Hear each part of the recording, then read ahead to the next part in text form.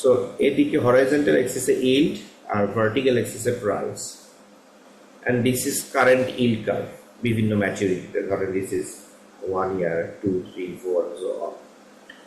আমরা যখন curve duration calculate করি তখন কার্ভ ডিউরেশন ক্যালকুলেট করার সময় আমরা যে কাজটা করি সেটা হচ্ছে আমরা মনে করেন ইলটা কমে যাবে।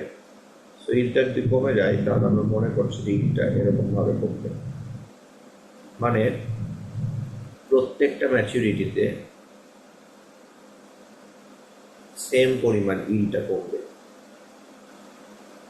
এটা ধরে নিয়ে আমরা পোর্টফোলিও ডিউরেশনটা ক্যালকুলেট করি এবং আমরা তখন বলি যে ইল যদি এতটুকু কমে যায়, মনে করেন এটা 1% চেঞ্জ, 1% যদি কমে যায় তাহলে বন্ডের প্রাইস কতটুকু চেঞ্জ হবে। এটা আমরা কার্ভ ডিউরেশন যখন করি তখন আমরা ক্যালকুলেট করি আর কি।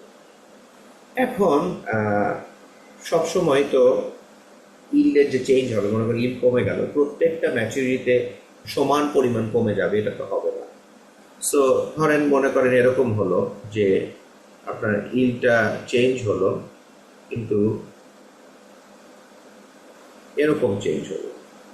খেয়াল করে দেখেন এই আগের ইল কার্ভটা আর এখনকার ইল কার্ভটা, আগের ইল কার্ভটা হচ্ছে স্টিপার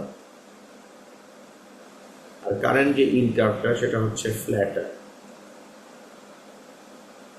সো এটা কেন হয়েছে? তার কারণ ইল কমেছে, ইল্ডের লেভেল কমেছে, কিন্তু প্রত্যেকটা ম্যাচুরিটিতে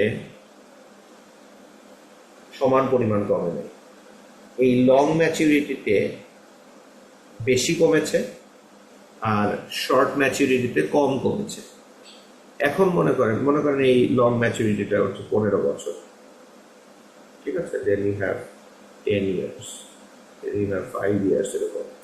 এখন মনে করেন দুইজন ব্যক্তি, দুইজন পোর্টফোলিও ম্যানেজার, একজন হচ্ছে এ আর একজন হচ্ছে বি, দুইজনই 100 কোটি টাকা ইনভেস্ট করেছে। কিন্তু এ মনে করেন এই 10 year এবং 15 year বেশি ওয়েট দিয়েছে আর বি মনে করেন 1 year আর 5 year বেশি ওয়েট দিয়েছে। তো যেহেতু ইল্ড কমে গিয়েছে দুইটা পোর্টফোলিওর প্রাইসই বাড়বে, কিন্তু যার ওয়েট এই লম্বা ম্যাচুরিটিতে বেশি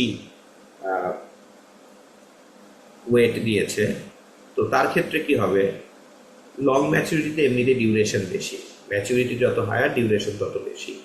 সো ইল্ড কমলে প্রাইসের ইম্প্যাক্টটা চেঞ্জটাও তত বেশি। সো ইল্ড কমার কারণে তার প্রাইস বেশি বাড়বে বিকজ তার ওইখানে ওয়েট বেশি, সো ম্যাচুরিটি বেশি। এটা তো অবশ্যই, কিন্তু এর পাশাপাশি লং ম্যাচুরিটিতে যেহেতু ইল্ডটা বেশি কমেছে সেই কারণে তার পোর্টফোলিও আরও বেশি বাড়বে কম্পেয়ার টু যে হয়তো শর্ট ম্যাচুরিটিতে আপনার ওয়েটটা বেশি দিয়েছে।